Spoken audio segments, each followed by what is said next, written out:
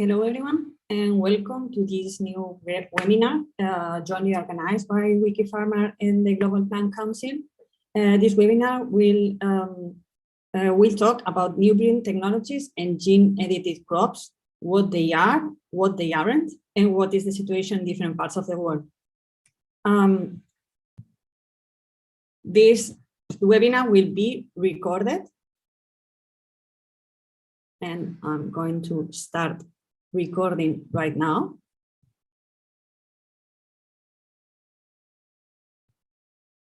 And will be available on our YouTube channel later on after the webinar is finished.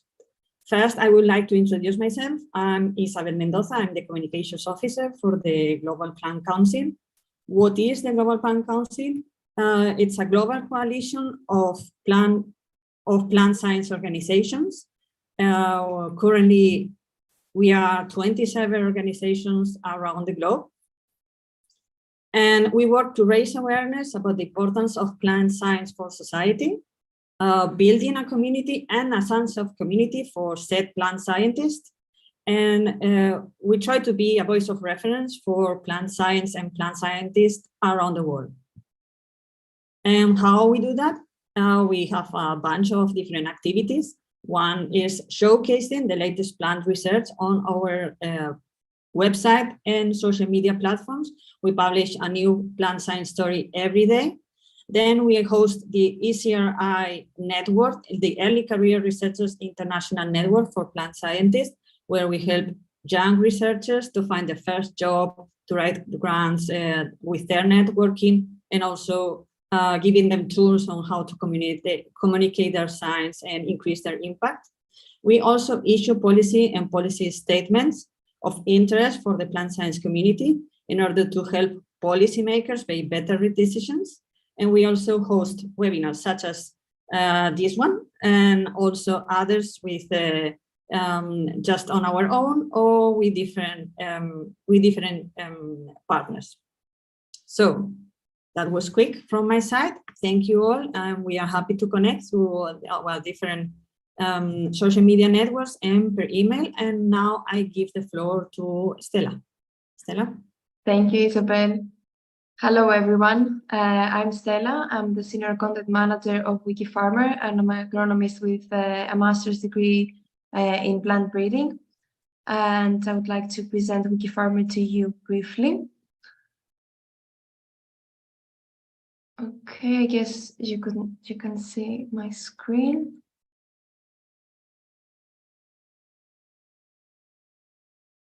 Perfect. Isabel already started presenting the Global Plant Council to you, and I will do a brief presentation of Wikifarmer. Afterwards, the floor will be to Dr. Irma Roig Villanova from the Universitat Politècnica de Catalunya in Spain for a short introduction to classical and new breeding technologies to set the basis and help us all understand better the field of plant breeding and gene editing. Then Miguel Sanchez from ChileBio in Chile, in Latin America, will present gene editing in Latin America. Dr. Ibrahim Abdulrazak from Fara, Africa in Ghana will present gene-edited crops in Africa for the continent. And we will close with a panel discussion and to answer to your questions, where KC Bansal from the Global Plant Council will help us and will share his insights concerning gene-edited crops in India.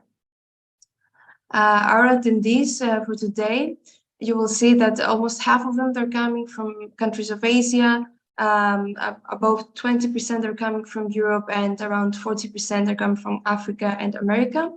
30% of them are farmers, and 70% are scientists and science students. You can leave your comments and questions to the QA tool that you can see at the base of your screen, the one with the red square here on my screen. And then at the end, we will try to answer most of them. Already, some of the speakers have already tried to incorporate some of your questions to their presentations, the one that you have posed during the registration of the forms. For the rest, we will answer them at the end. Of course, you can use the chat to leave us your comments, and we're streaming live on YouTube, as Isabel mentioned, with a video to remain at our channels afterwards. So Wikifarmer, for those who doesn't know us, is a worldwide online platform with a mission to empower farmers by offering them free access to educational material. We do believe that, of course, farmers have to need access to relevant educational material with the latest scientific technological advances and practical manuals, and that part is covered by the library of Wikifarmer.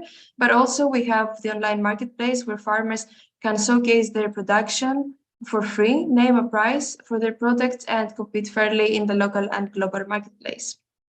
Now, Wikifarmer's marketplace is the leading B2B marketplace of agricultural products. We have more than 30,000 registered farmers and 40,000 products in total. The platform and the products, the descriptions are translated in 5 languages.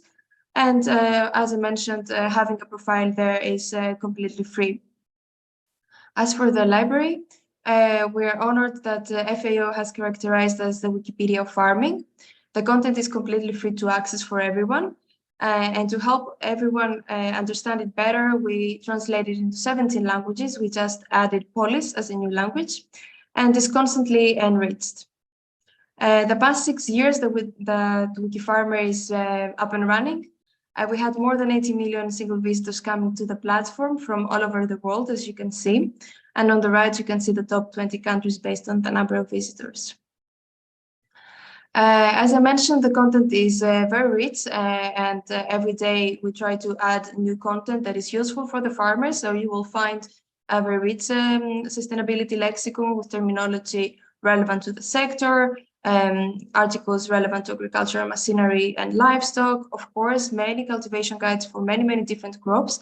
And recently we launched a very rich category for food science with matters of quality and safety. So I encourage you to browse around our page. Of course, together with the articles, as Isabel mentioned, we will also have the webinars. That's the third one that we're organizing in English, and we have some relevant one in Greek with English subtitles, of course. So feel free to go to our YouTube channel to watch them. After the webinar, we'll share with you a form. Feel free to ask for specific topics for future webinars or articles that we could consider organizing. Of course, we couldn't have done all of this without the contribution of our independent authors network. Today, we number more than 70 in different parts of the world. As you can see, they're coming from different backgrounds in the agri-food sector. So we have professors from top universities like Wageningen, researchers, students, traders, and also people from food science sector. Here you can see how their profiles look like, because we're interested very much to promote their work through the platform. And also we have a very extensive network of collaborators and partners like the Global Plant Council, that you can see, Far Africa, and many universities and institutions around the world. So thank you very much. Enjoy the webinar and stay tuned for more actions and content.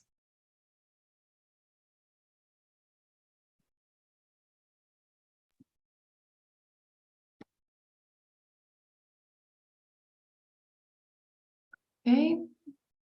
Now I would like to give the floor to our next speaker, to Dr. Irma Roig Villanova, which is a lecturer and Sir Hunter Fellow at the University Politècnica de Catalunya, where she has been teaching for the past 3 years. Before joining the faculty, she conducted postdoctoral research at CRAG, where she studied the molecular regulation of ovule and seed development in response to plant proximity, as well as the molecular control of plant development for the improvement of horticultural crops. Today, her research is focused on the molecular mechanisms underlying plant development and the improvement of agricultural crops. And so, Irma, the floor is yours. Thank you for giving us the introduction. Thank you very much, Isabel and Stella. It's a pleasure to be here in this webinar. So thanks for organizing it. And also, I'm very happy to have met the other speakers. So I will share with you my screen. Let me know if you can see it, because I never know. Can you see my PowerPoint presentation? Yes. Okay, and can you see also my pointer? Yes. Good. So what I'm going to explain today, as the organizers already mentioned, is the basic technology that is behind gene-edited crops, but also I have to put it in context related to the breeding technologies that we know so far.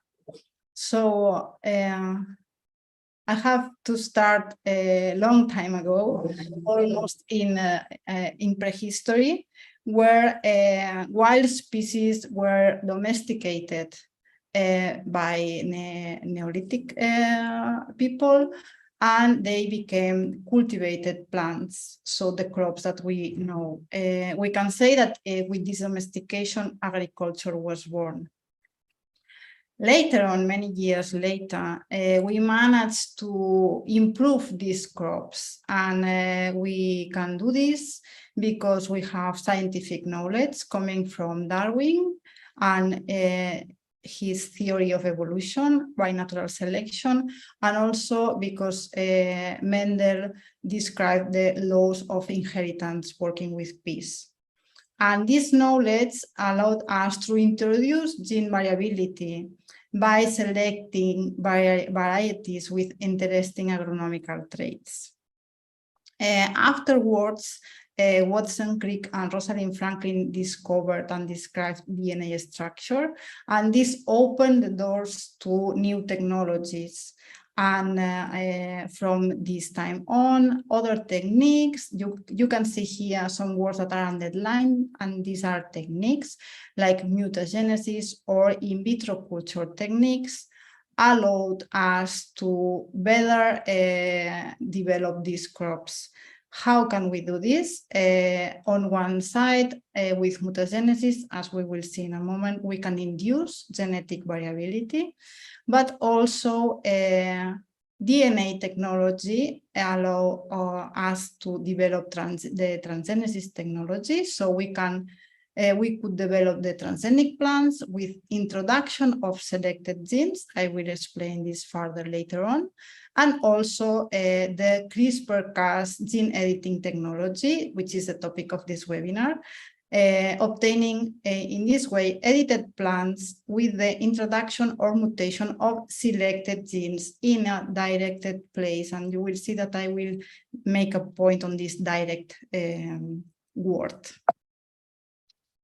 I cannot.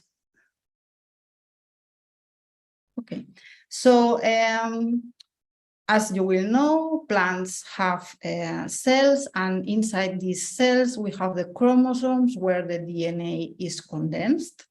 And the DNA is the molecule that is giving us the information, and therefore what we call the genotype of the plants. And this DNA is transcribed into RNA and translated into proteins, which are the ones that perform the functions and therefore gives us the phenotype or the interesting traits. So as you can imagine, any change that we do on DNA will have an impact in the function or the phenotype performed by proteins. So I will talk mostly about DNA in this presentation, but keep this information in mind. We have several genetic and technological resources for breeding, and the first one is the natural variability, as Neolithic people use. We have many natural varieties, and this is an example of Catalan beans. It's a germ plus collection of Fundació Miquel Agustí, which are colleagues here at the Universitat Politècnica de Catalunya. And you can see that we have just in our region, the Catalan region in Spain, many different beans. So these appear, or we can find them in nature. with this variability, we can perform traditional, or I like better to call it conventional breeding, that it has been performed during many years, that consists on crossing two plants to obtain a more interesting plant. And this is a very nice scheme from this article, where you can see that in this case, we have a rice plant, which is an elite variety, but it is susceptible to one disease. On another hand, we have another plant that is resistant to the disease, but it may be not so interesting in other traits. If we want to introduce this resistance into the elite variety, we cross them, and we have to select them by means of many generations. So we have to do different back crosses, obtaining different generations, and of course, different rounds of selection. At the end, we will have the elite variety with the resistance to this disease after around 8 to 10 years. What is happening when we do these crosses is that we are, of course, introducing the gene responsible of the desired trait, that in this scheme you can see here like the red spot, but also we are introducing other genes in orange from the donor variety into the elite variety. So at the end, we have introduced different genes, not only the one of interest. That's why in the title of this slide, I said that these techniques are time-consuming and also can be imprecise. Nowadays, we have improved this traditional conventional breeding because we use DNA markers, and by means of PCR, that nowadays we know this technique because of the COVID, we can perform what is called markers-assisted breeding. As I introduced also in the first slide, we can induce mutants. And what we do is that we apply mutagenic agents that will act on the double-stranded DNA and will produce some mutations that may be interesting for us in breeding. These mutations, we have to take into account that they occur randomly in the genome. So later on, we will have to select these plants that contain the mutation that is giving the trait of interest.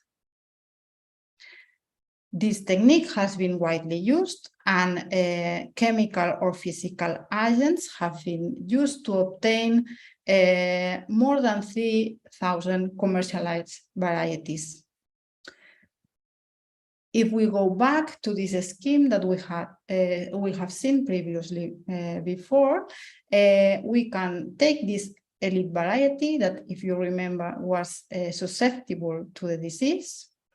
We can mutagenize it with chemical or physical agents, and afterwards we have to select the mutants that have the resistance to finally obtain a disease-resistant elite variety after, as you can see here, 6 to 7 years.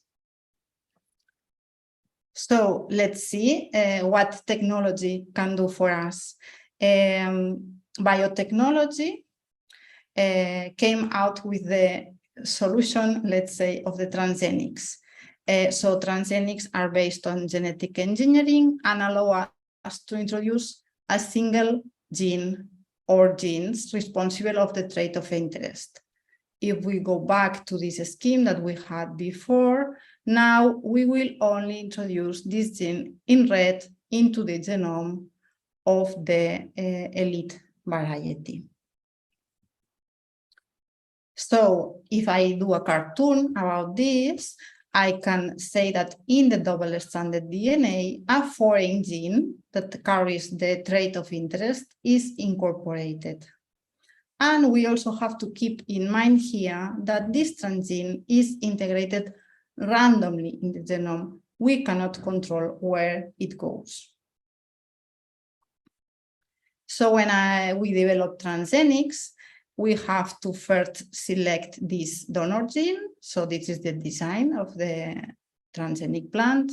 We have to clone this donor gene in a recombinant DNA. We have to deliver it to the plant. And later on, we will have to screen and select the transgenic plants.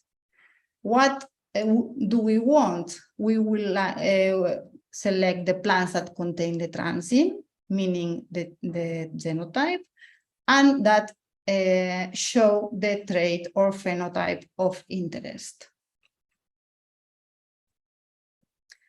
If I go a little bit into genetics, this transgene segregates in a Mendelian manner, so it follows the laws of Mendel. So in the first transgenic generation that we call T0, we have the transgene integrated randomly in the genome with one single copy, and we consider these plants hemizygotes. And if we select these plants in the T1 generation, we will have 1/4 of the plants that are homozygous for the transgene, 2/4 of the plants that are hemizygous, and 1/4 that are wild type.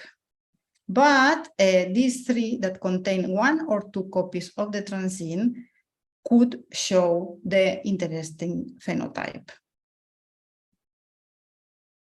If I go back to the scheme that we had before, we can have the elite variety, and if we know that there is a gene that is giving resistance to this disease, we can transform these plants with this gene, and because this is rice, we will have to go through in vitro transformation of Kali, and then we can regenerate transgenic plants from this Kali that will be resistant to the disease.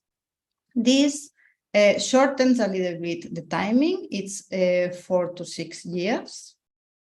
And as I told you, we are introducing one single gene, which is the situation of transgenic crops nowadays. There are more than 450 transgenic crops approved for cultivation or field trials in different countries around the world. And you know that the situation is very different depending on the continent. And the traits are either pest resistance to virus, bacteria, fungus, or insects, or herbicide tolerance, or what I call here improved nutrition, that at the end can have an impact to our health. And these 450 transgenic crops are organized or targeted in more than 30 species. Some of them, you can see them in this cartoon. So what about the gene editing? Gene editing is also a biotechnological tool, and it is based in restriction. Restriction in molecular biology means cutting. So it's based in cutting DNA. That's why this technique is also called molecular scissors. And you can see this very nice cartoon, which there is a woman, a scientist that is a woman cutting the DNA. And this cartoon is from the webpage of the Nobel Prizes, because this technology and the potential of this technology was awarded with the Nobel Prize of Chemistry in 2020. And there were these two scientists that are women, Emmanuelle Charpentier and Jennifer Doudna, who received this prize. So the basics is that when we have a cut in the double-stranded DNA in a cell, the cell tries immediately to repair this. This reparation can be done by two different techniques. The first one is called non-homologous end joining, and it consists on repairing the DNA, adding random nucleotides. The result of this addition of random nucleotides is a change in the gene that results in a knockout mutant, which resembles the effect that mutagenesis can have. Another reparation system is based on homologous recombination. When given another gene, by recombination, this gene that we give can be placed in the place when we have the cat, repairing it. So as a consequence of this homologous recombination, this donor gene is integrated in the genome, and the result is a gene insertion similar to the one that we obtain with transgenesis. Which is the difference in here, that these cuts are performed in a directed place. So we can decide where do we want these scissors to cut DNA. And this sequence is the one that I highlighted here in green. So how does gene editing work? The gene editing machinery needs three components. We have the enzyme that cuts, that is called Cas endonuclease, and the most known one is Cas9. We have a guide RNA, which has a sequence that is homologous to our target gene that you can see here, this part in green. And on another side, we have the target gene, the gene that we want to cut, where we need to have a PAM sequence. This is for Cas9, this sequence is NGG, where N can be any of the 4 nucleotides. So what happens is that guide RNA recognizes the gene that we want to cut, and Cas endonuclease is recruited to this site, and if the enzyme detects one PAM sequence, the cut is performed.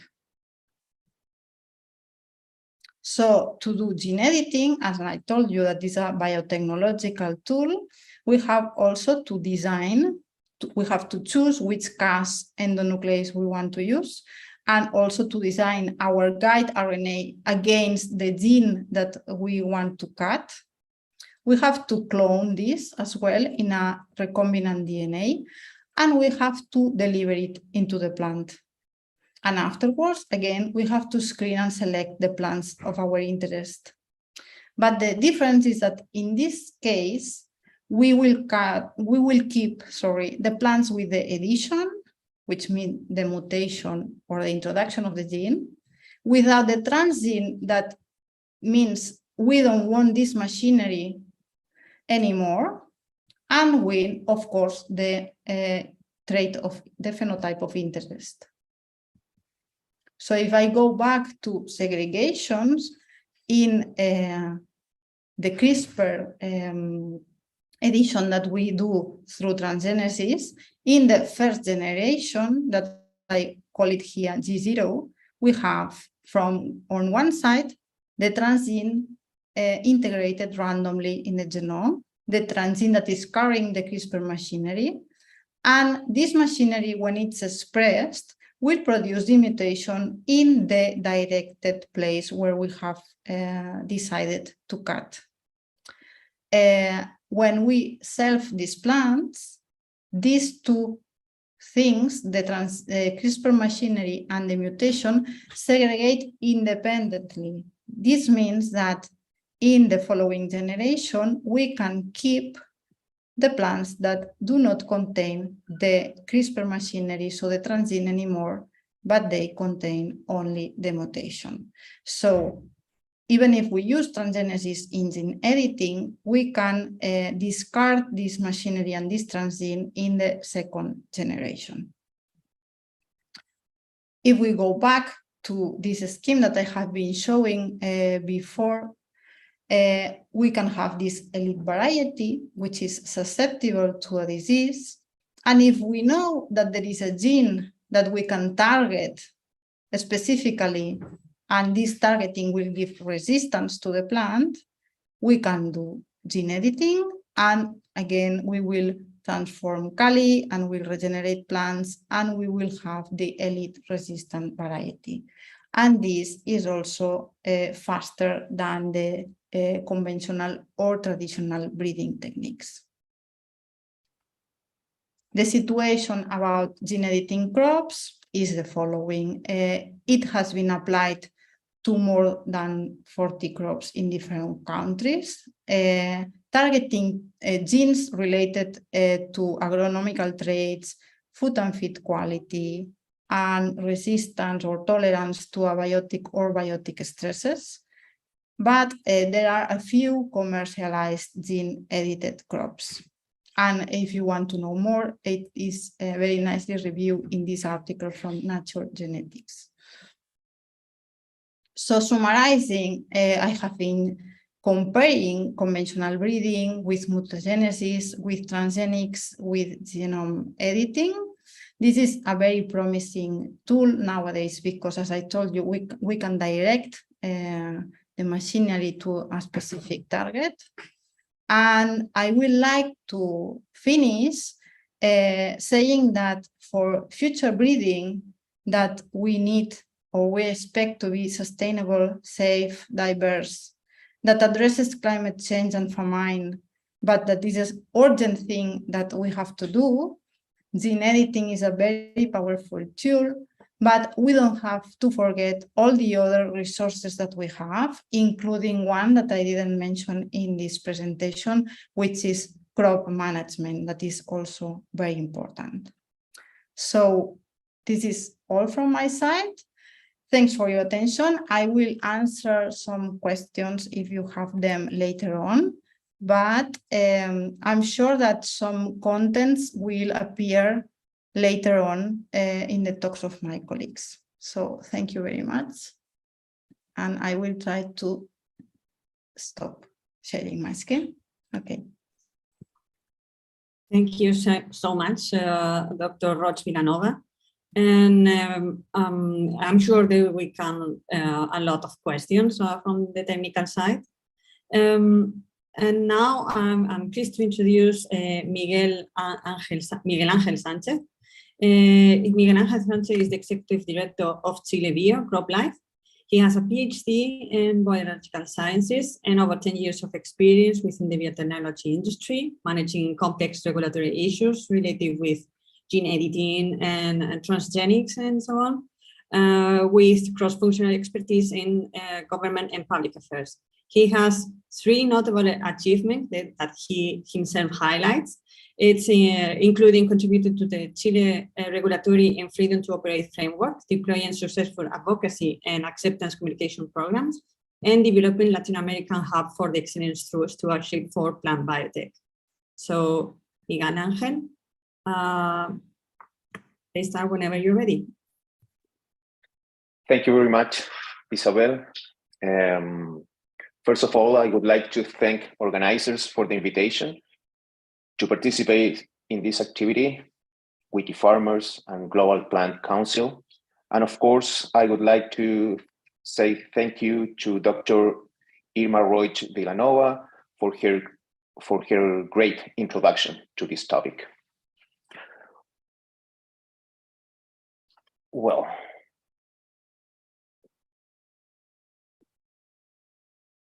for those that don't know what is ChileBio, ChileBio stands for the entity responsible to promote and support ag biotech in Chile.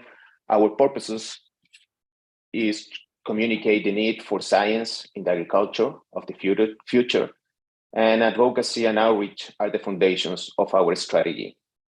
In a context of misperception about ag biotech and plant breeding, ChileBio intends to serve as a beacon in the dark for different audiences.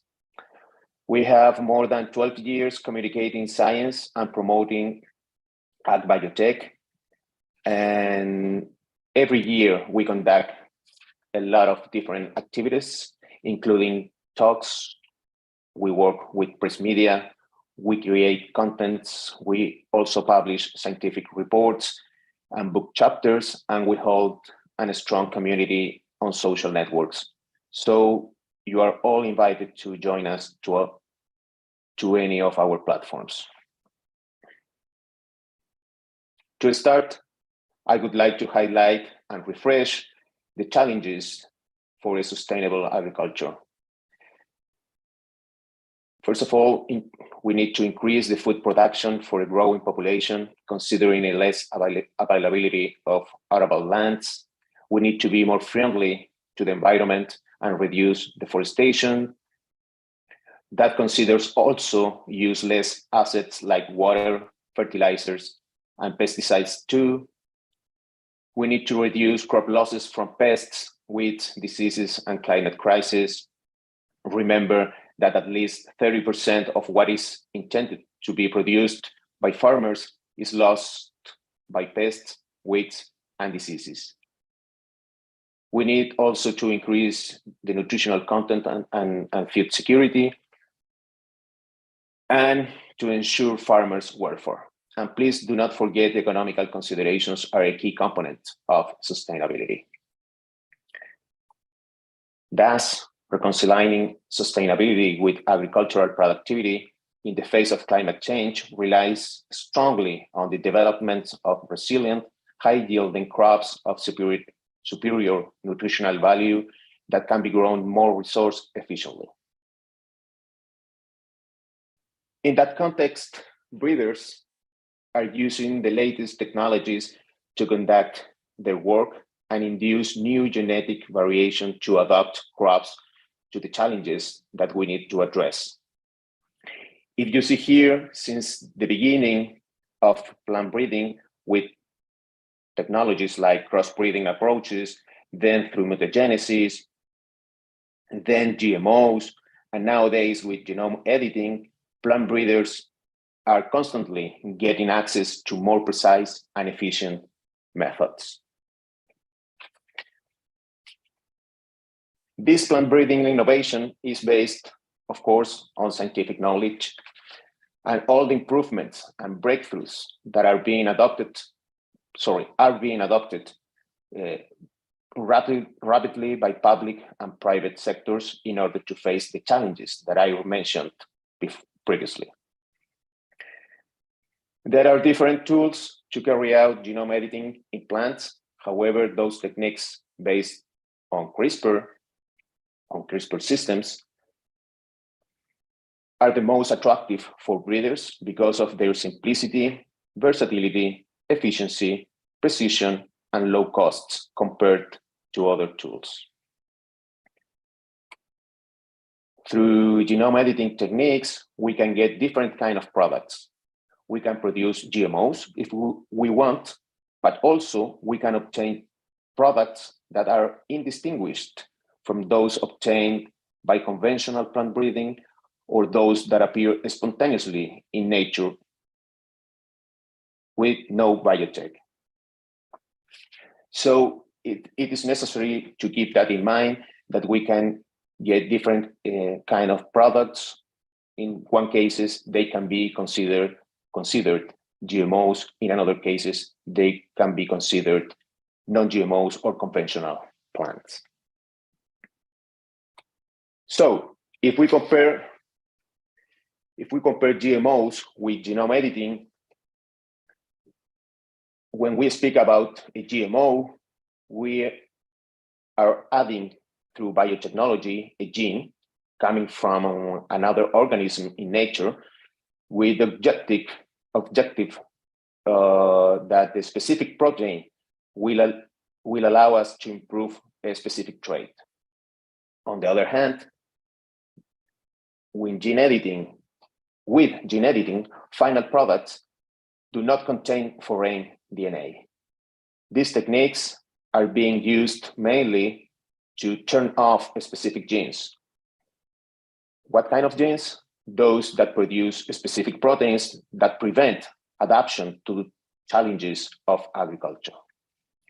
So remember, when we talk about genome editing or GMOs, we are talking about genes and proteins. Only about that. Because of their simplicity and low cost, there had been an explosion of new small companies working with these techniques. in different areas, not only in plants. I would say that in medicine is the highest investment for genome editing technologies. But as you can see here, there are a lot of companies working with, small companies working with genome editing in plants at the right of this slide. So again, the low cost and simplicity have helped to democratize the benefits of science. In agriculture, the techniques are being used to improve major and minor crops, including so-called orphan crops. It is worth noting that public and private institutions are using the technology to bring the benefits to smallholders, farmers, and to consumers. Applications of genome editing promise benefits for consumers, farmers, and society, and there is a wide range of crops and traits being improved. For instance, as you can see here in this slide, we have product quality, pest-resistant crops, longer shelf life, growth habit, yield improvement, nutrition, stress tolerance, so on.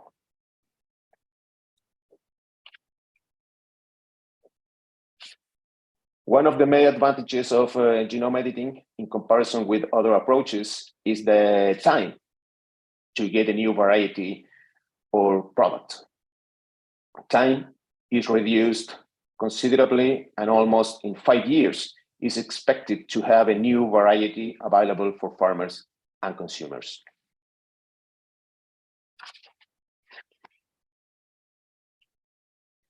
There are already commercial products in the markets.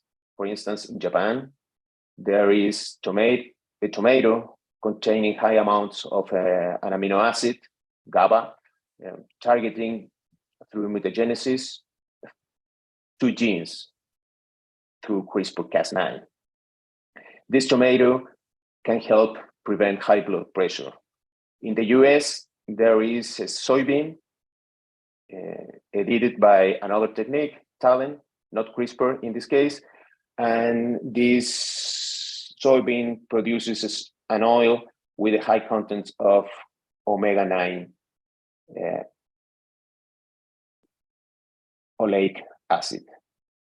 So those both products are in the market right now in different countries. However, there are a lot of examples of products developed by genome editing that are not commercialized yet. For instance, in the US, a lettuce has been developed through CRISPR with the objective to germinate at temperatures over 37 degrees Celsius. In Spain, there is another example of wheat, which through CRISPR, it has been obtained a low gluten wheat. In China, we have seen fungal resistant grapes obtained through CRISPR. There is a public and private partnership in North America in order to improve blackberries and raspberries through CRISPR, and public institutions and private companies are working together in order to get that objective. And another example is a disease-resistant rice, where different institutions around the globe, as from the US, from Europe, from Asia, obtained a variety useful for small farmers. Globally, several countries have implemented regulatory approaches enabling the use of products obtained by genome editing techniques. For example, as you can see in this map, Canada, the US, Guatemala, Honduras, Colombia, Brazil, Argentina, Chile, Nigeria, Kenya in Africa, Israel, Australia, the Philippines, Japan, China, India, and England.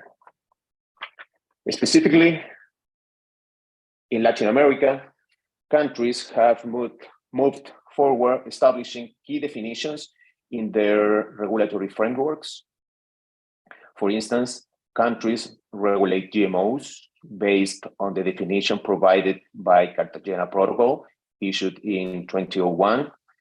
It says LMO, living modified organism, means any living organism that possesses a novel combination of genetic material obtained through the use of modern biotechnology.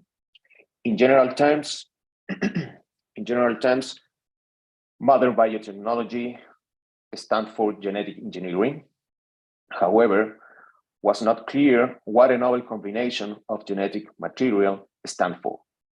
So countries, Latin American countries, started to define this concept.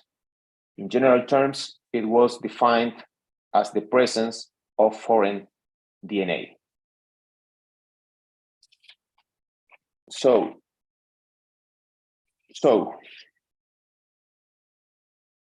if a product contains foreign DNA, it will be considered as a GMO. On the other hand, if the final product doesn't contain foreign DNA, it will be considered as a conventional plant. Argentina, in 2015, was the first country implementing regulation on this topic at worldwide level. In this country, there is a mandatory consultation process to assess if the product is or not a GMO, based on the presence or not of a novel combination of genetic material. In this process, can be submitted to assessment final products or hypothetical ones. With this strategy, you can get certainty for R&D initiatives if your product will be or not a GMO or a conventional plant. Up to now, there have been 67 submissions, including hypothetical and final products of plants, animals, and microorganisms in that country. Chile, in 2017, was the second country implementing a regulatory approach for genome editing only in plants. This regulatory process also is based on the concept of a novel combination of genetic material. And until now, 19 plants have been assessed and not considered GMOs in this country. In the case of Brazil, a regulation was implemented in 2018, and it applies to plants, animals, and microorganisms. Specifically, in plants, until the end of last year, there were 5 products assessed and considered non-GMOs. In summary, the situation in Latin America considers case-by-case decisions where the new combination of genetic material concept triggers the regulations, and several countries have implemented positive regulatory approaches, including Argentina, Chile, Colombia, Brazil, Paraguay, Honduras, and Guatemala. On the other hand, countries like Ecuador, Uruguay, and Dominican Republic are developing regulations for genome editing. To finish, I would like to highlight the role of communication in the acceptance of these technologies. We need to avoid mistakes made in the past, and we have to use new tools and strategies to build public trust. We have to be transparent, communicating benefits, risks, and impacts of genome editing technologies. As conclusions, plant breeding is key area to boost farm productivity, adapt agriculture to climate crisis, and enhance nutritionally food by generating genetic variability and new plant varieties. Genome editing is about the targeted and deliberate introduction of genetic variability in a precise way without impairing other traits and in time periods considerably shorter than conventional breeding. Among other techniques, CRISPR is an essential revolutionary tool for genome editing in constant evolution, being attractive for plant breeders because of its simplicity, versatility, efficiency, precision, and low cost compared to other tools. Applications of genome editing in plants promise benefits for consumers, farmers, and society. Genome editing technologies are widely accessible and could help democratize the benefits of science. The regulatory approach that Latin American countries have adopted on genome editing could help promote innovation, farming productivity, improve food quality, and strengthen food security. Effective scientific communication is essential for the acceptance of genome editing in agriculture and food production. Thank you very much. And if you have questions, I'll be available to respond to them. Thank you. Thank you, Dr. Sanchez. Thank you for the specific examples. I know that there are a lot of people coming from Latin America and different countries there, and I believe they will find them very useful. So now I would like to welcome Dr. Abdulrazak Ibrahim, which is a cluster leader with the Forum of Agricultural Research in Africa, FARA, based in Accra, in Ghana. He's been working with FARA the past 6 years, contributing to technical reporting on different projects, resource mobilization and partnership strategies, and supporting the development of several agricultural initiatives in Africa, such as the African Agricultural Research Program and Technologies for African Agricultural Transformation. He is an experienced university lecturer and researcher in Ahmadu Bello University in Nigeria, where he has been working since 2015. His research interests include in vitro culture, regeneration and molecular analysis of medical plants, RNAi, and transgenic technologies, biosafety, and innovation systems and technologies in agriculture. Dr. Abdulrazak, the floor is yours. Thank you. Thank you very much, Stella. Thank you very much, Isabel. Just want to be... Do you hear my me? apologies. Yes, a small comment. Because you're sharing your screen, you cannot use the presenter's mode. You have to use the full screen. Yes, that's what I'm trying to do right now. I'm trying to change it to this presenter's mode. I see, because of the other. Just hold on a moment. It's because I'm connected to another screen. I'll stop sharing and share again. Pardon me. No problem. Yeah.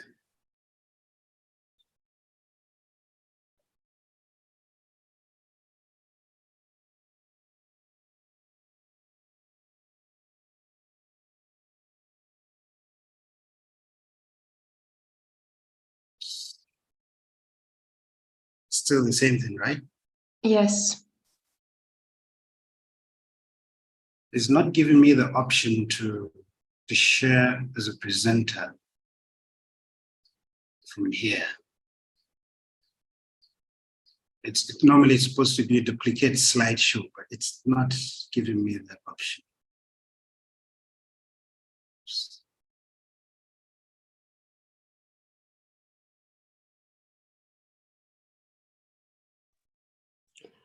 And this is not a major problem. We can still read it.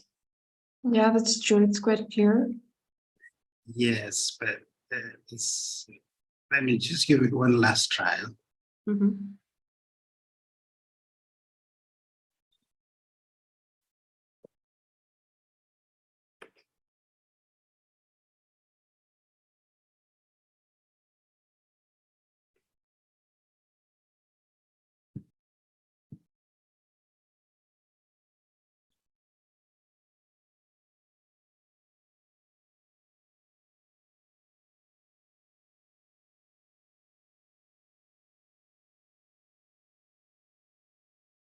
No, it's it works. perfect. Yeah, Okay, great. there you are, right? We're good now. Thank you very much. My apologies for this technological glitch.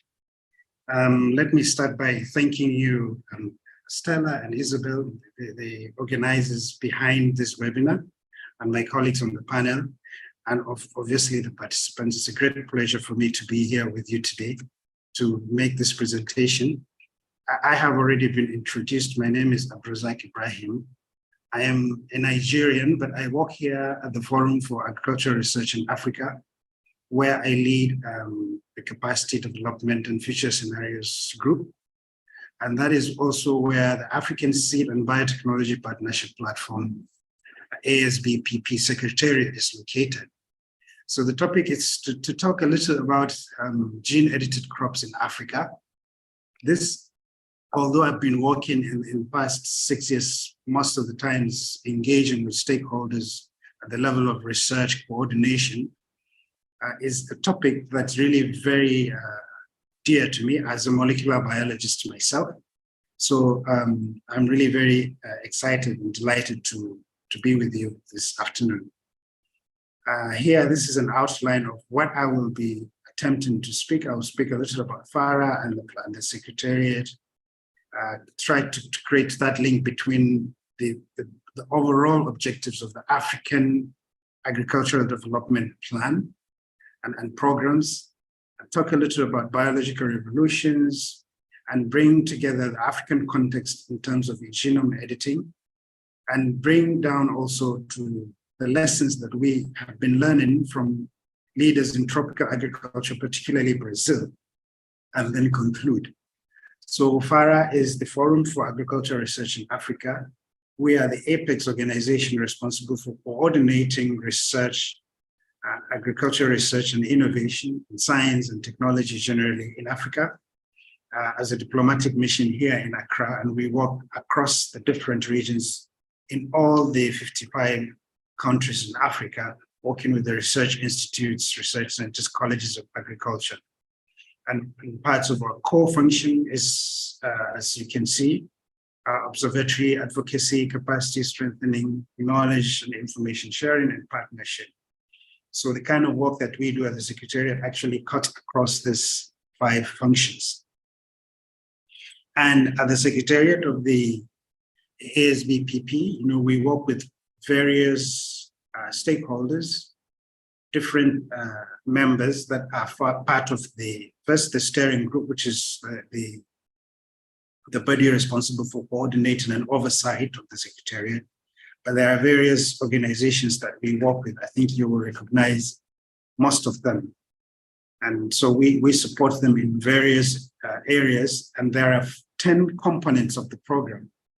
And just to say that the agriculture, the African Seed and Biotechnology Program is a program that's been endorsed by the African Union and by all the member states. And it has to do with issues around ensuring responses to seed emergency, preserving genetic resources, and the use and application of techniques such as biotechnology and now genome editing. Imagine. And this is critical for us in Africa because of the strategy. First of all, we have a number of development plans, starting from the Maputo Declaration, which took place in 2003, to Malabo Declaration, which was pronounced in 2014, which is basically about reducing hunger in terms of addressing food security, food and nutrition security, doubling productivity, ensuring that we adopt the right technologies. So that's the political framework.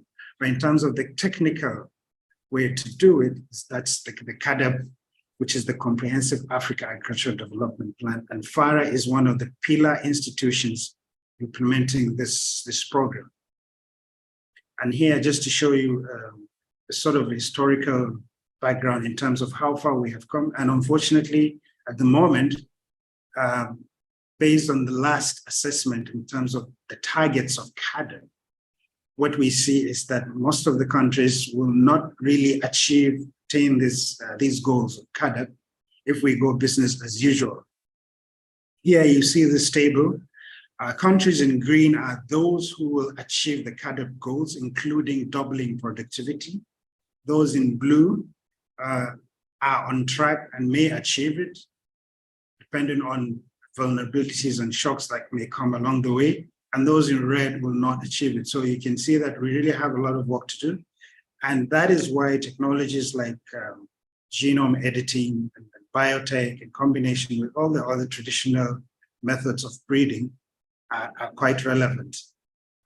In addition to that, you know that there is this multi-layered crisis impacting on African agriculture, you know, from extreme weather conditions in terms of climate to pests and diseases, market volatility, insurgency in some places, scarcity in terms of fertilizer, the war across different regions. All of this has significant impact on our food and nutrition security. And what we really want to do is to help farmers to move from the roadside, because in general, the market holding and the farm holding of farmers across Africa is quite small, quite subsistent. So what you want to do is really to apply technologies that work for these smallholder farmers, but you organize them in such a manner that you boost and improve livelihood and you support them. And to do that, I think one of the presenters made reference to this, to the food systems approach.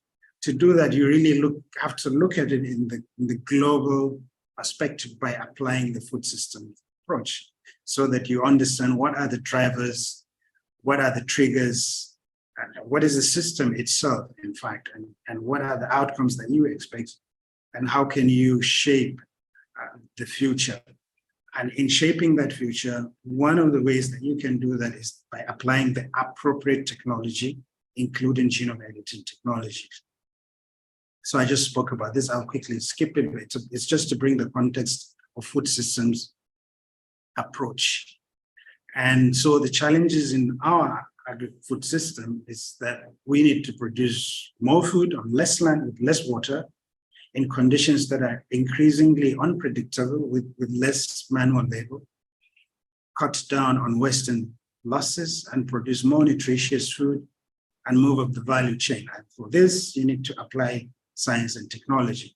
I want to quickly talk about the biological revolutions that we have witnessed over the last centuries, if you like. And I think colleagues did a very, very good job highlighting the historical background, starting from Darwin, the Mendel experiment, to talk about the domestication. So we could look at domestication as the first biological revolution that really changed the world. The second will be globalization, where countries came together. So there's this influx of genetic materials across different lands and borders and across the sea, such that new varieties and new technologies and new solutions and problems are evolved. And these solutions and technologies are biological in nature. And the third biological revolution will be the discovery of fossil fuel, which allowed us to, step on the moon, develop sequences that can really sequence our nucleotides in real time. Back in the days, you will spend several amount of days and several amount of money to sequence, for example, a small DNA sequence. These days you do a whole genome in real time. So the next revolution that we're already witnessing, which genome editing is part of, is the synthetic biology, where you're moving more and more, bringing together that conjunction of genetic sequence, information technology, artificial intelligence, and biological systems coming together to predict and generate products that can solve our problems, in terms of designing, modeling, and characterizing products that are useful from various sources, including agriculture. So agricultural biotechnology, and in particular now genome editing, is really revolutionizing the world. I cite here 3 different techniques. They have been very much expounded by previous speakers, so I will not really repeat on them, but just to highlight them. And here I take the example of CRISPR-Cas technology that allows you to really, in practical terms, induce a kind of mutation and direct it such that you come up with a desired phenotype. And in agriculture, this has been going on and is revolutionizing the world in terms of management of diseases, improving yield of plants and animals, improving nutrition, modifying micronutrients, and lowering nutritional compounds.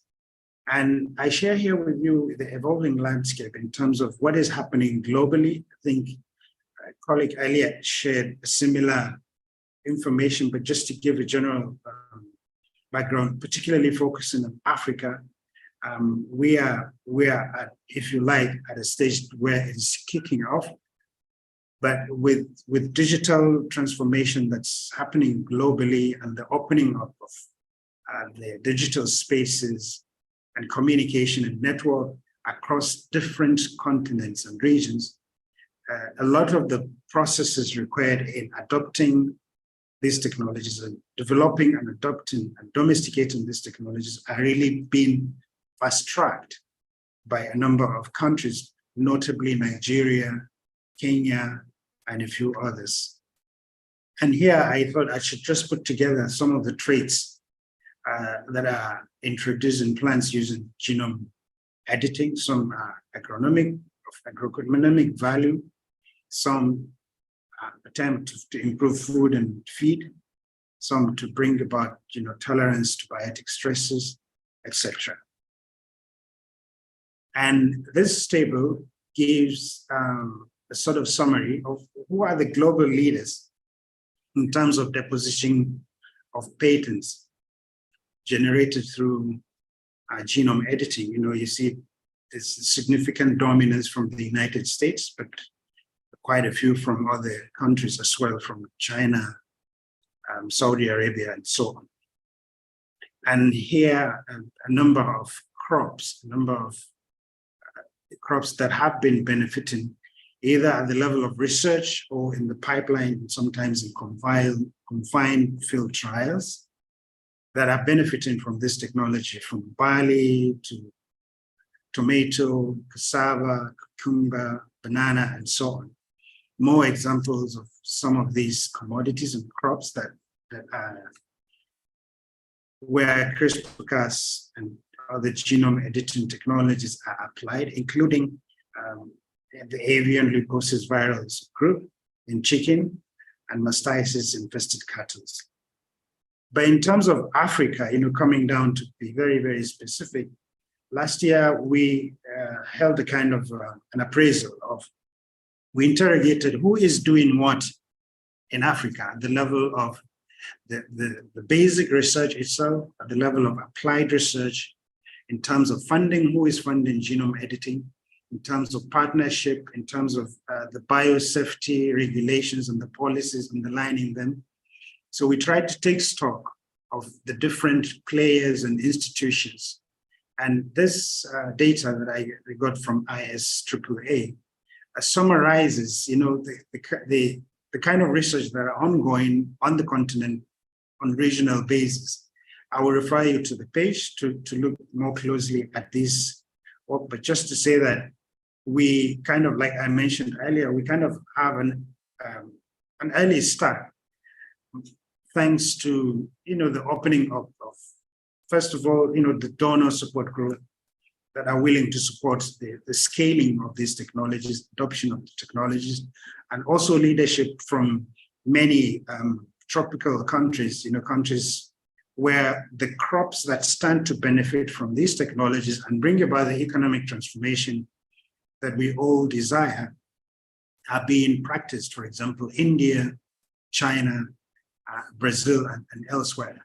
So here is a summary of the major staple food crops that are kind of under in one project or another are involved in genome edited projects, and some of them are major African crops, particularly banana, cassava, maize, sorghum, wheat, and yam. So any kind of breakthrough, any kind of transformation in terms of improving yield or ensuring that you have the right agronomic trade that improves livelihoods of our smallholder farmers in particular, as a result of this technology, is really very, very important and will be transformative in nature. Here in the Secretariat also, we conducted a small appraisal in terms of which are the institutions that are engaged in research around genome editing. And these are some of this is just a part of that exercise. It's still ongoing. We hope to conclude later in the year with the summit on genome editing that will be hosted by the African Union Development Agency, AUDA, formerly NEPAD. And this table, to give you also terms of status of what are the crops and which countries currently there are projects around genome editing. Notably Burkina Faso. I think Burkina Faso has always been one country that where you have this example and lessons in terms of adoption of new technologies, including the genetically modified crops. Nigeria is a leading example also in terms of sorghum, cassava, rice, and maize. These are in the pipeline. South Africa, obviously, Uganda is coming on. And here in Ghana also, there are a couple of commodities, but all of this in terms of status, they are within the confined field trials.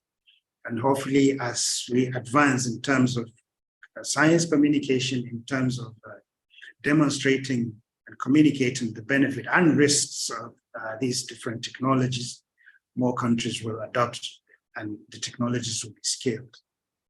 Here also, just to give a rundown of similar to the commodities that are, to the crops that I've just listed in the previous slide, just to give an example of some of the targets in terms of genome editing. Cassava would reduce cyanogen production, disease-resistant cocoa, with disease-resistant, pest-resistant cowpea, climate-smart banana, that's really very good for post-harvest management. It's a solution. Cassava that's resistant to brown streak disease, and then weed-resistant sorghum. All of these are at various stages of development, and it's part of our job here at the Secretariat also to put together this, and so that we come up with this kind of a status at various strategic levels, at the level of research, partnership, stakeholder, products that emerge, impact on the community in terms of improving livelihood, ensuring food and nutrition security. And I wanted to share with you, kind of lesson that we have been learning. Brazil has been a partner to many African countries, especially because of its role as the global leader in that tropic belt. And currently in Brazil, there's been this since the 90s and 70s, there's been increasing number in terms of evolution of areas planted with grains, for example. So you can see in this graph, and the harvest is in the field, and the various commodities that have been benefiting from biotech products, including orange juice, sugar, soybean, beef, all the way to cotton. And in terms of approval of technologies that have emerged from the various transgenic programs and events that have been generated by Embrapa, the Brazilian center that implements this research.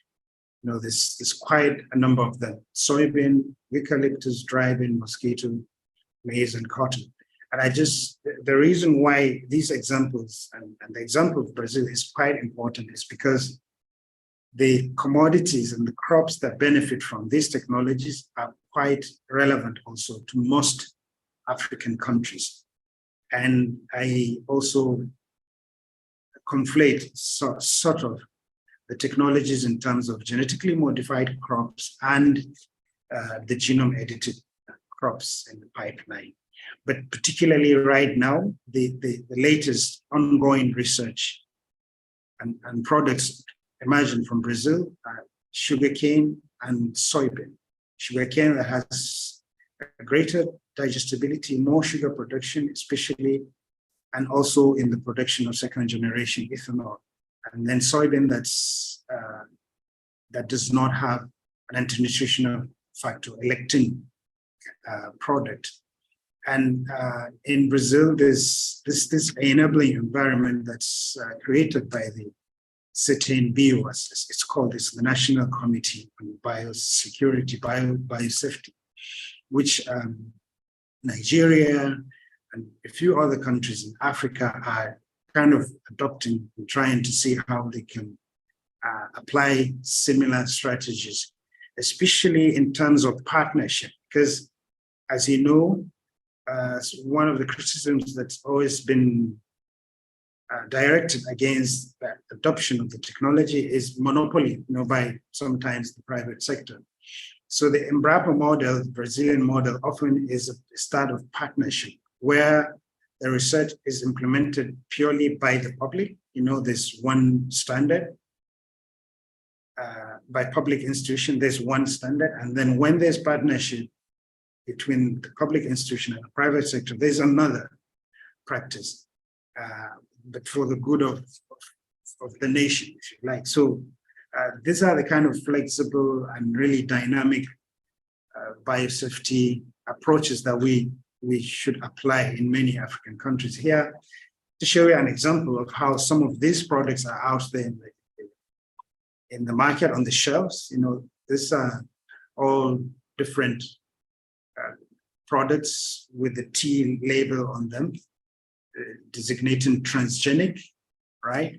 So this, for example, I humbly somehow contributed in the development of this particular cowpea, which has seen the application of pesticides, insecticides, actually reducing from 15 to 20 applications to 3 among the farmers. There's also a project on Mamona. Mamona is castor oil, so extracting castor, especially because of the argument around the use of the use of food sources to generate biodiesel. So there's an increase in interest in this, and some African countries are really adopting that. There's the case of lettuce and wheat that are biofortified with folic acid. This particular one, actually, I also contributed to it. And we are applying and supporting a number of countries here in Africa to try to apply similar strategies in terms of generating lettuce that has more folic acid, such that mothers or women of pregnancy age can have easy access to folic acid.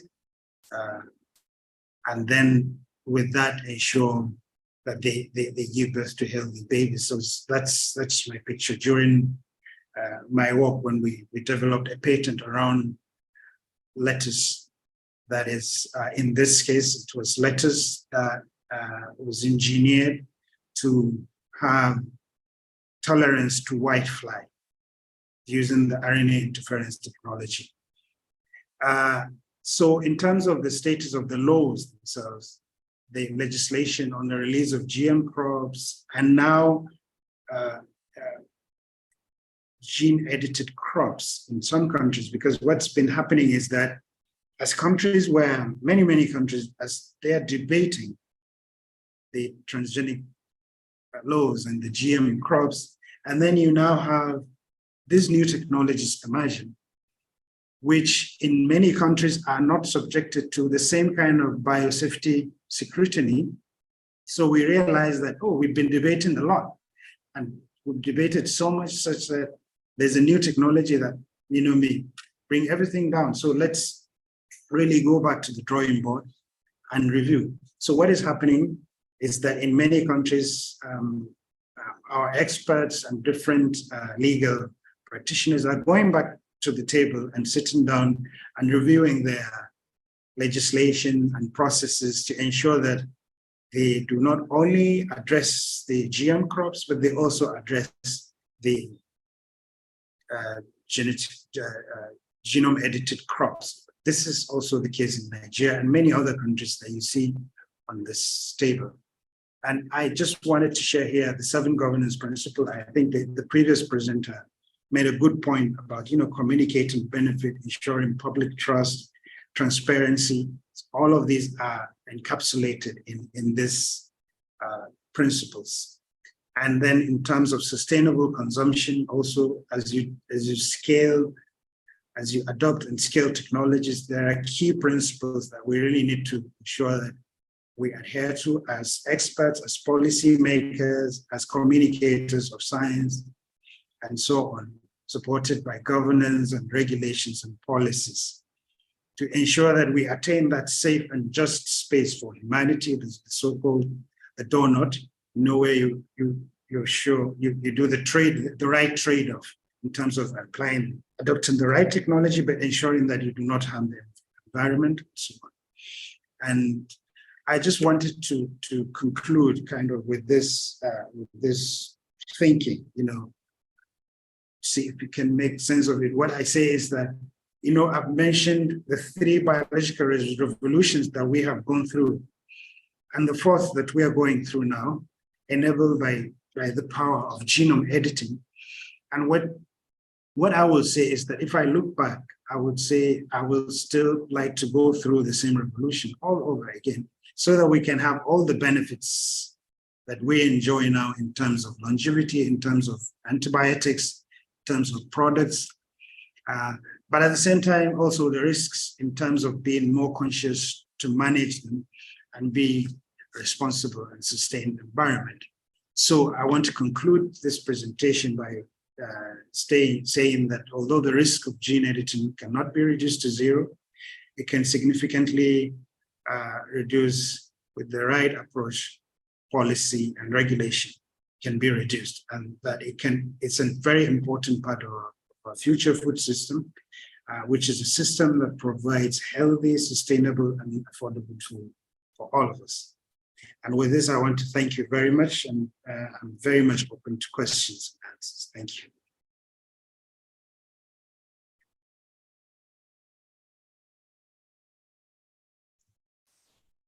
Thank you so much, Abdulrazak.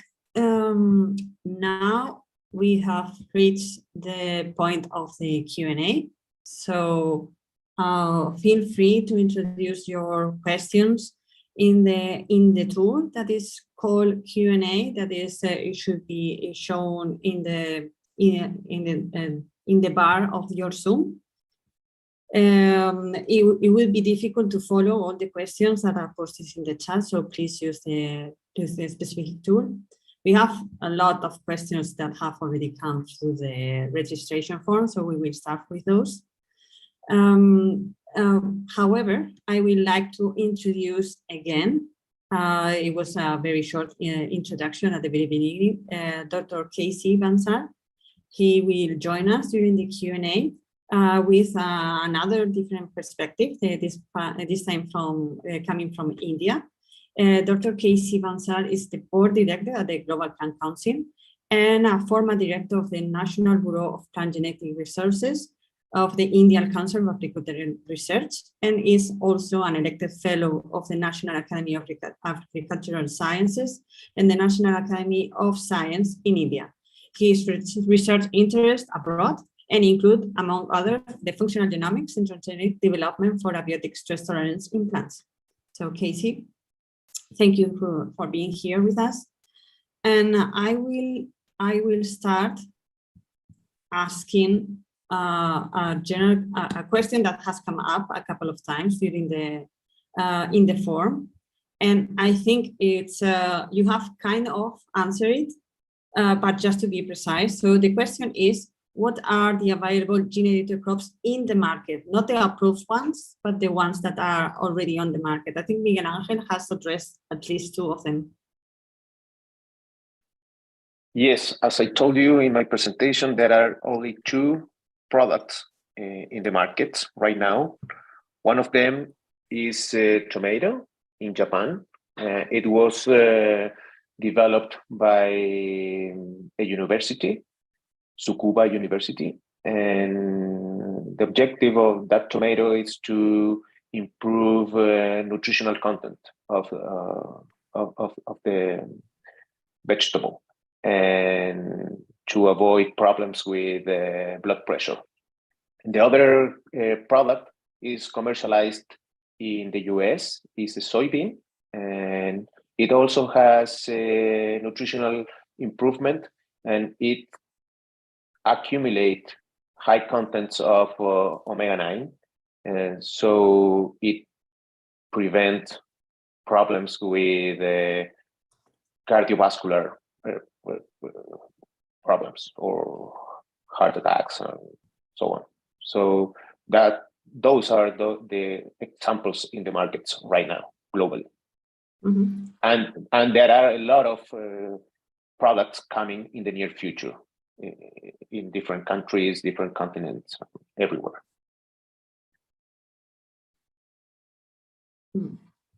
Okay, thank you. And regarding the ones approved, because I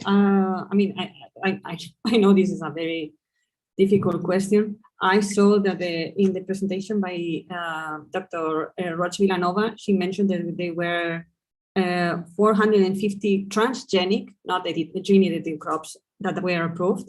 Do we have a number on the gene-edited crops that are approved, also not yet in the market? Because there is a lot of discussion, and it seems that they are already there, but as Miguel already said, there are just 2 in the market. So how many are in the pipeline really? Oof, there are a lot of cases, but from a regulatory perspective, in the US, there are more than 150 cases of gene-edited products, plant gene-edited products.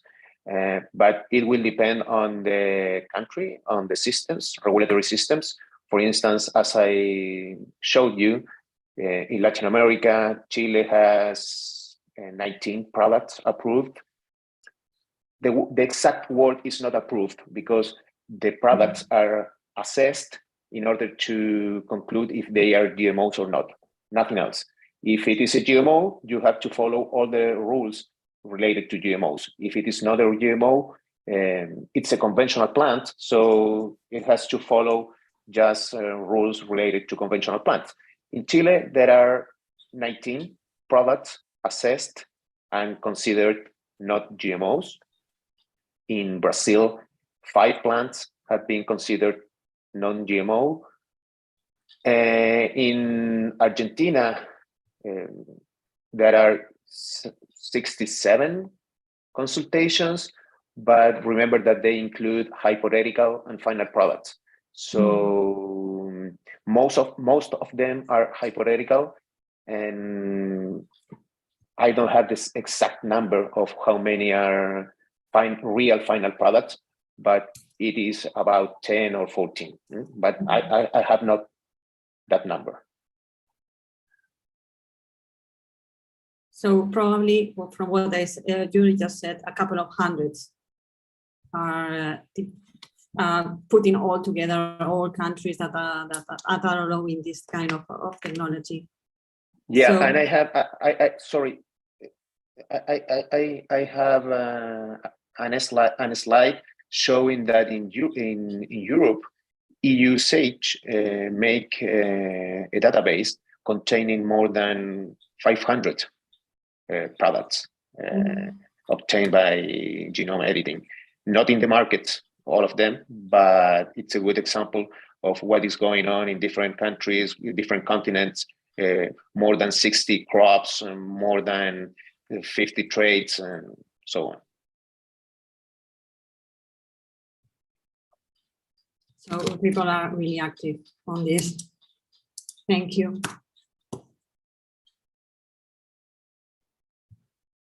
So I have another question, but this one is coming from Canada. I think you three have already answered the question, but just to make it more precise. The question is, how can gene-edited plants and crops help farmers adapt to or mitigate the impacts of climate change in their regions? Casey? I will take this question.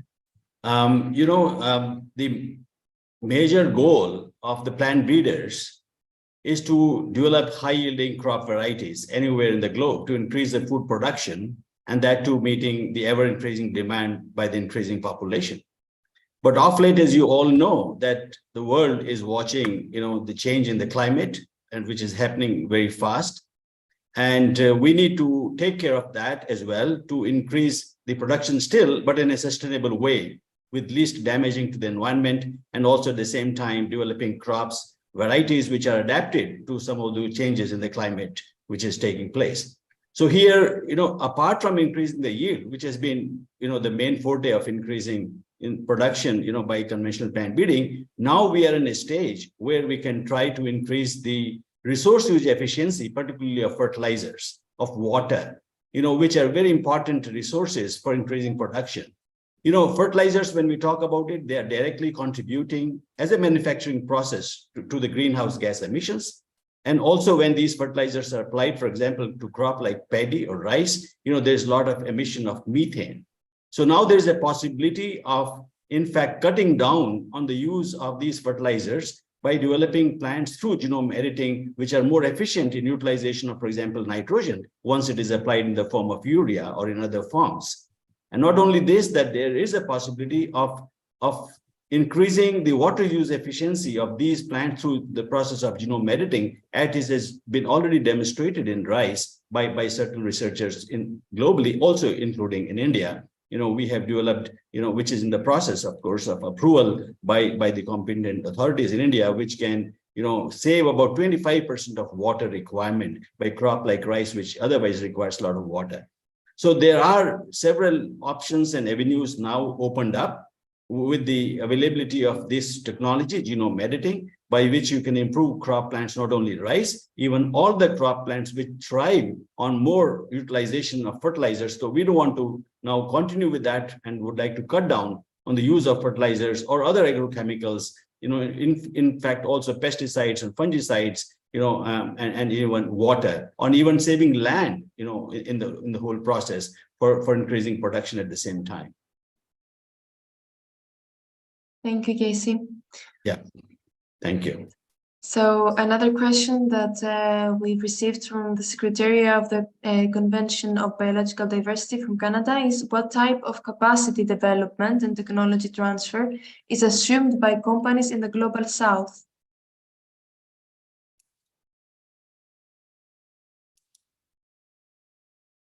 If I may continue, in fact, this is something very, very important. And I don't think that it's being addressed, at that level where it's required. Right now, the advantage, of course, of this technology of genome editing compared to GM crops is this, that even smaller companies, smaller public institutions are also able to make use of it and develop crops. It's a simple technology, and the labs and the institutions around the globe, they have already learned enough through the process of, GM crop development. So it's not that only the companies, large companies, are going to take the benefit of it, as it has happened and we have seen in the case of GM crops. So here the advantage is, while yes, capacity building remains a very important aspect of any such technology for that matter, including genome editing, but I don't think there is some mechanism globally available, and I would even urge to the Convention on Biological Diversity to play a key role, but only to the advantage of global diversity is this, that by using genome editing technology, we'll be able to save a lot of biodiversity, which is in fact, one of the major objectives of CBD is conservation of these biological diversity across the globe, about 190 and more countries. So the genome editing is going to significantly contribute in protecting and increasing even biodiversity, while it's being adopted globally by more and more farmers, in different continents. Thank you. Thank you so much, KC.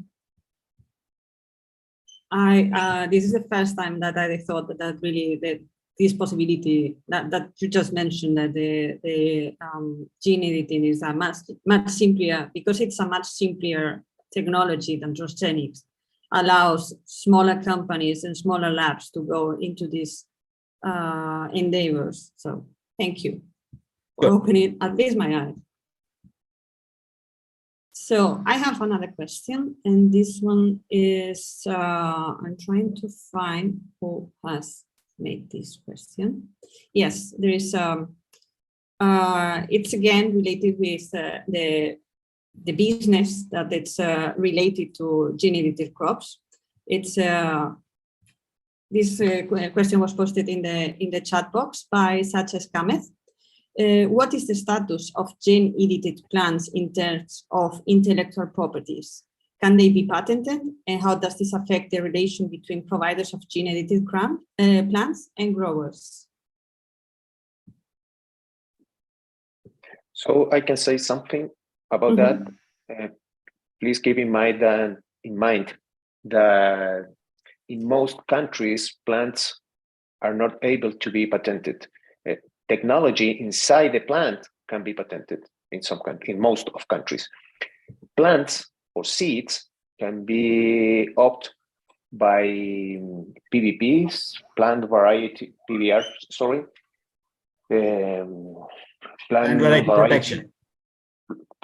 protections rights, and that is that every new variety obtained by conventional methods or biotechnological methods can be protected. And it has a time of 15 or 20 years, depends on the country, and you cannot avoid that farmers can use the seeds only in the case that farmers are getting economical benefits selling those seeds. They have to pay royalty, and it happens with all kind of plant breeding technologies, not only with genome editing. So in this case, the technology is another one in the set of tools to develop plant breeding, and has the same rules that other plant breeding technologies.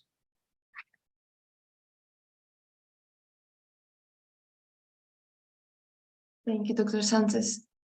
A question that we received on the registration form is, what are the challenges in gene editing of tree crops?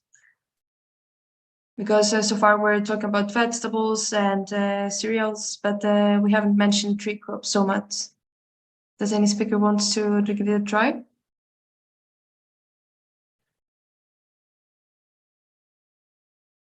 I can try to take it. The challenge is that since they are not produced annually, as in case of annual field crops like wheat and rice, but there's a possibility, in fact, it's rather more important to therefore utilize genome editing technologies more in improving tree crops. Because once you want to use conventional plant breeding, it involves sexual hybridization, as you all know, male and female seeds. But here there's a possibility of, through genome editing, developing a primary plant, which could be then micropropagated, and multiplied in large numbers. And while it will not be attaining that kind of a homozygosity, as was explained beautifully by Irma, Roig, the hemizygous status, homozygous status, that may not be possible, but nevertheless, they will still express that trait. And those tree plants which are genome edited could be multiplied in large numbers. In fact, which is happening in case of banana, which is not able to be developed through conventional plant breeding because of certain other technical reasons. And one of the crops which is important for our friends talking from Farah, in Africa, in fact, one of the institutions, Dr. Mrs. Tripathi, I think she has been doing this great work. So there's certainly an advantage, I would say, rather than being a challenging in case of tree crops or even annual crops we're talking about it.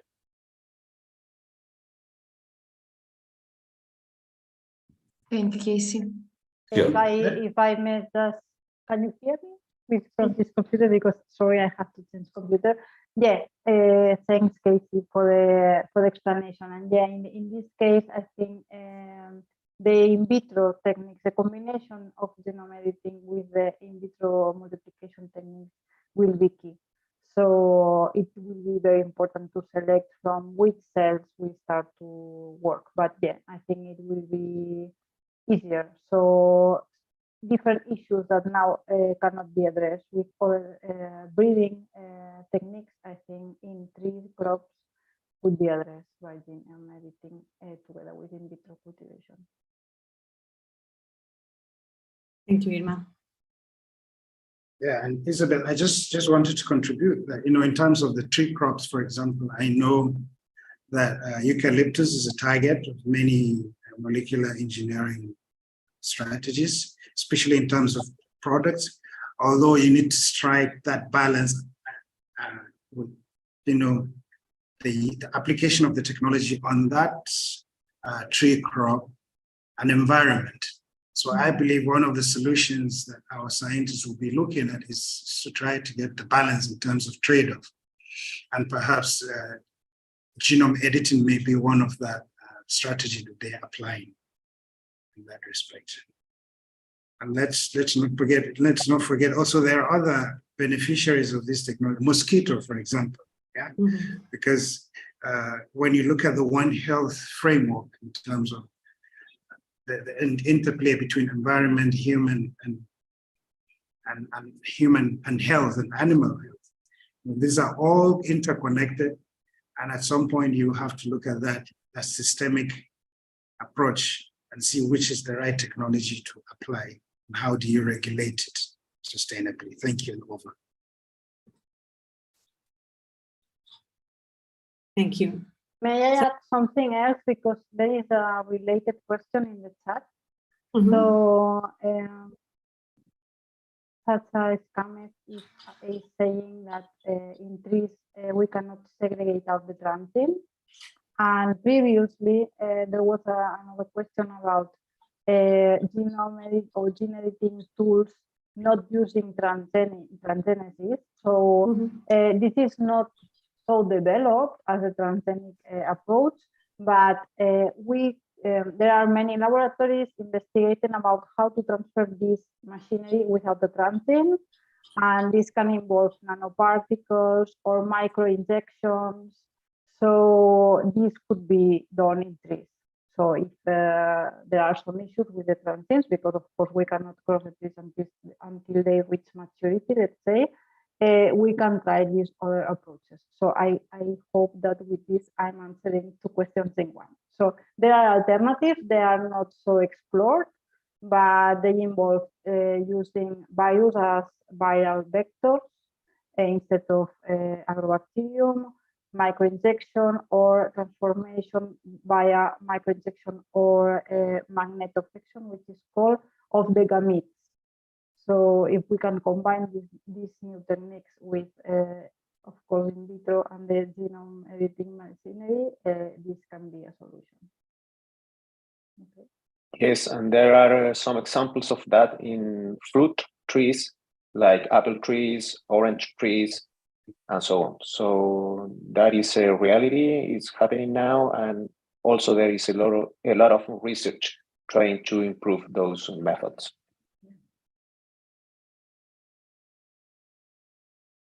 There's another question in the chat box. Can I take that, Isabel and Stella? Sure. Which one? I think it's important, a good question, that are we overselling gene editing at the expense of conventional breeding? I mean, this appears to be, I think GMO, somebody is referring to propaganda mainly, and quantitative traits, which is true, like yield and robustness are very composite, genome traits, which is true. They call for conventional breeding more and repetitive field testing. It's a very good question. But I would just like to mention that certainly the idea is certainly not overselling any technology over the other. I mean, we're just only talking about how the science has progressed. When we were doing conventional plant breeding, we were selecting based on the phenotype. We did not know what genes were responsible for it. But now, since we know what genes are responsible for a given trait, which are important from the agronomic point of view, could be resistance to disease or to insect pests, So therefore, there's a possibility of, in fact, modifying those genes, you know, or even bringing those genes from outside the plant kingdom system.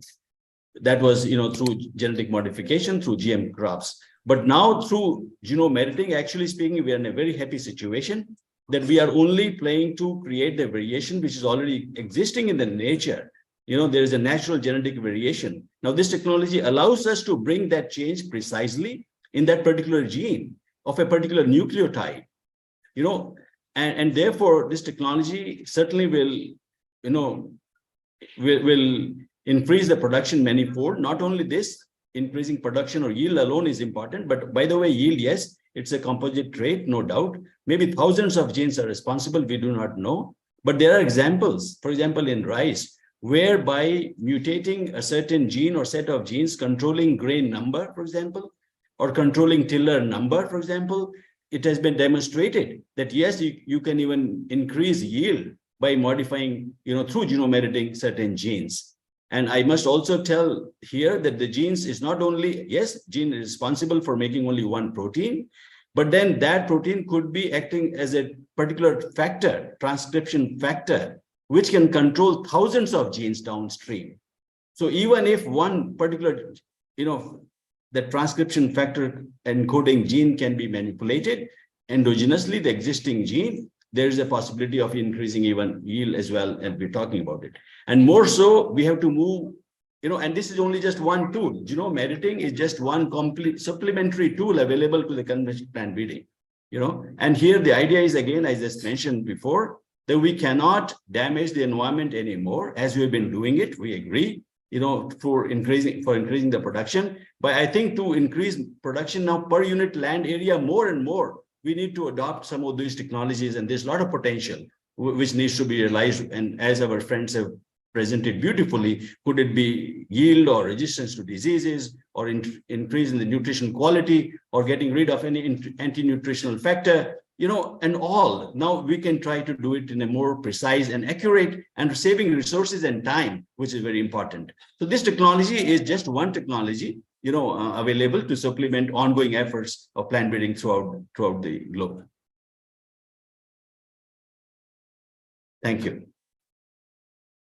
Thank you.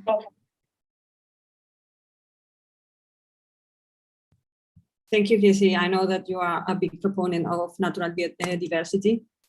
So I know that for you, this is just another tool. And for the majority of the community, I suppose. Yes. So we have a couple of questions regarding something that was hinted first by Miguel Angel, but also by Abdulrazak.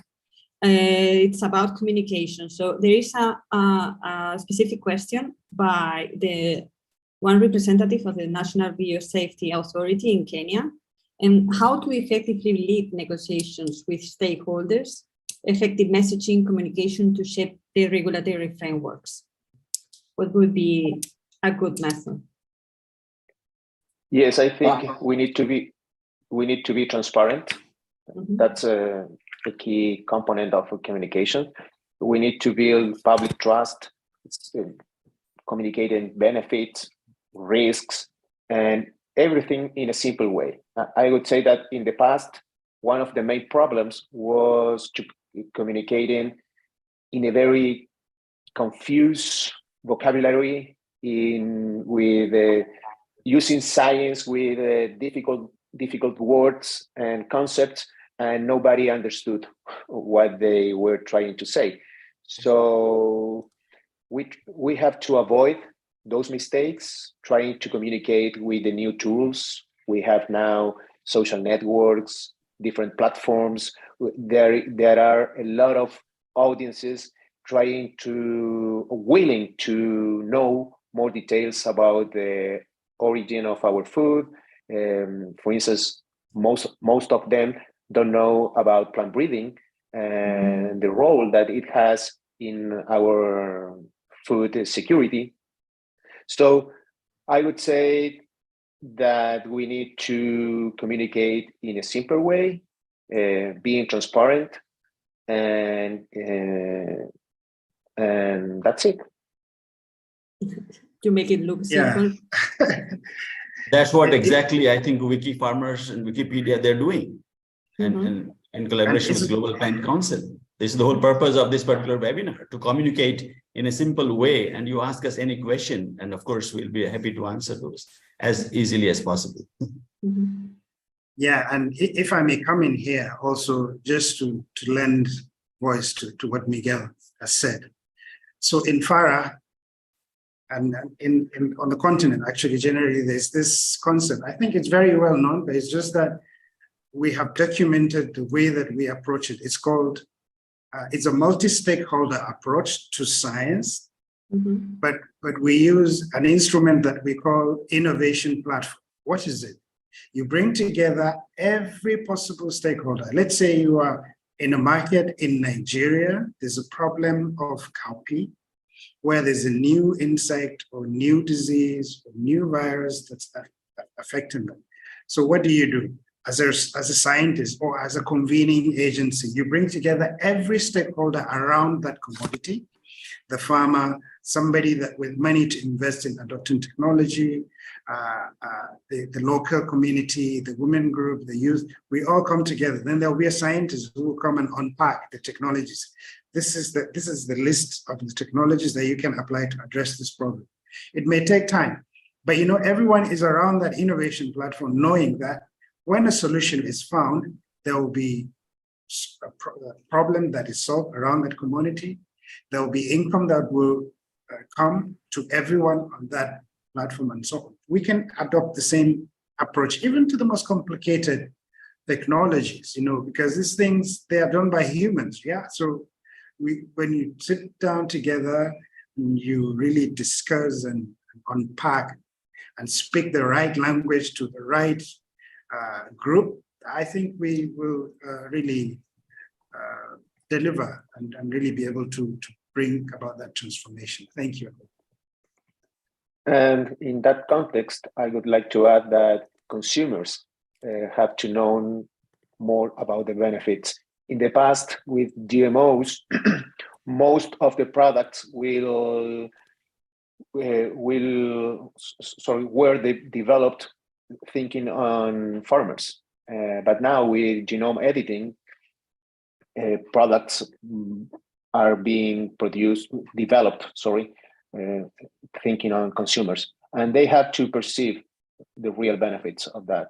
The nutritional content, food security, and avoid anti-nutritional molecules, so on. So that's a key strategy, I would say, in order to communicate effectively.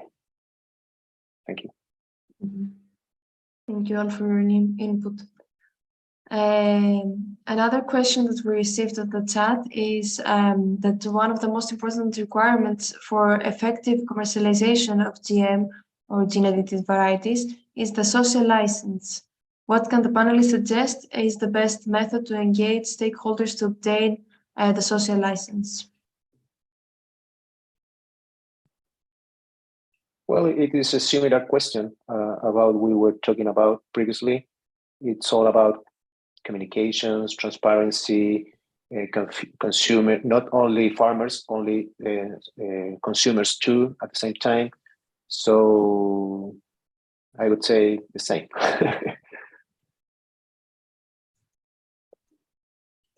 Yeah, but I would. I like very much this multi-alter approach that has Abdulrazak has described with the innovation platform and in bringing all stakeholders together. But how can you do that with the consumers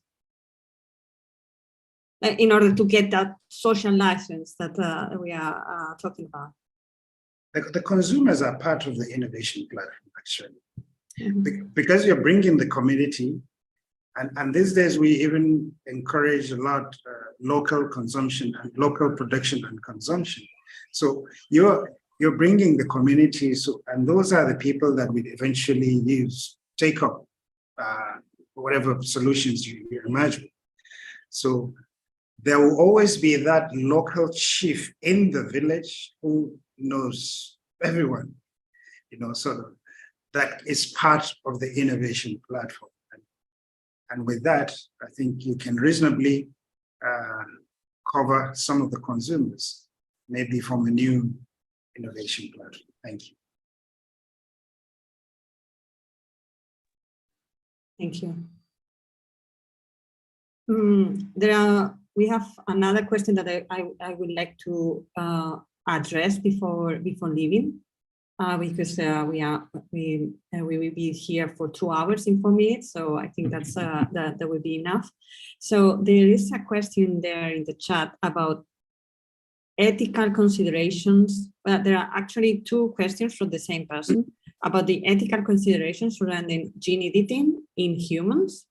And there is, I mean, it's in humans that this is a bit far removed, probably, but the other one is about the potential risks and concerns associated with crop gene editing. If someone wants to take this one. I mean, you have mentioned them in your different presentations before, but just to focus on this. Well, about humans, it's another area. So with a lot of ethical considerations, totally different to plants and plant breeding.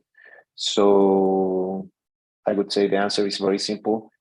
There are a lot of ethical considerations for humans that not apply for plant breeding. Mm-hmm. And the other question related to the risks of genome editing, I would say that risks are the same for all plant breeding approaches that the human is using to create or generate new varieties.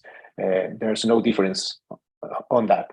So everything that we eat has been created by plant breeding, and gene editing offers a set of tools to optimize those processes. That's all. The risks are the same.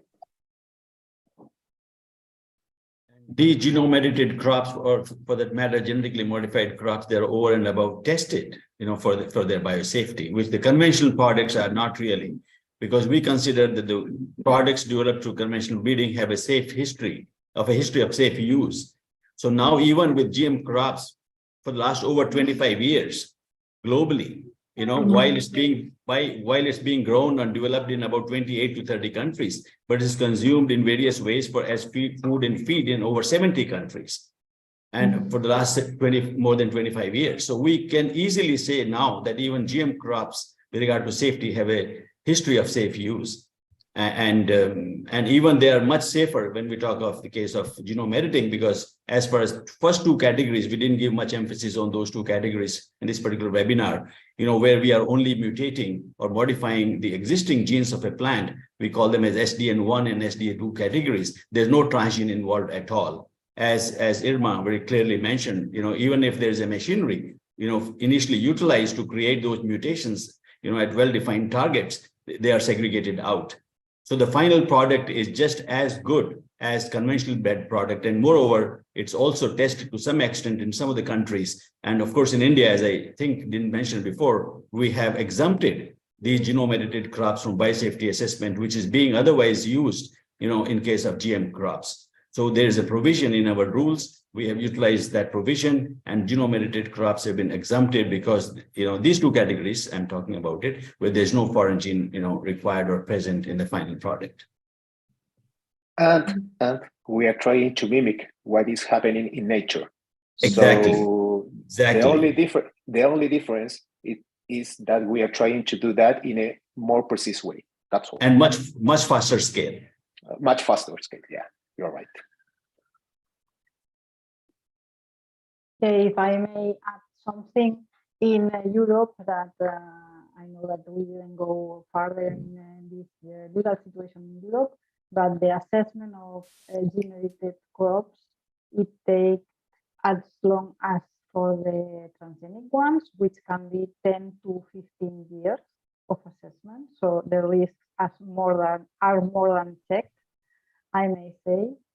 And if you want just to add something about ethical issues in humans, we can distinguish between somatic editing, which is cells that are not sexual cells. So, for instance, to treat blindness, the gene therapy will be performed, the gene editing will be performed only in the eyes. And this is currently done. There is some gene therapy done by gene editing, but it is not allowed to do gene editing in the sexual cells. So editing a whole new person, let's say. This is the summary. Because of the ethical issues, of course. Thank you, Irma.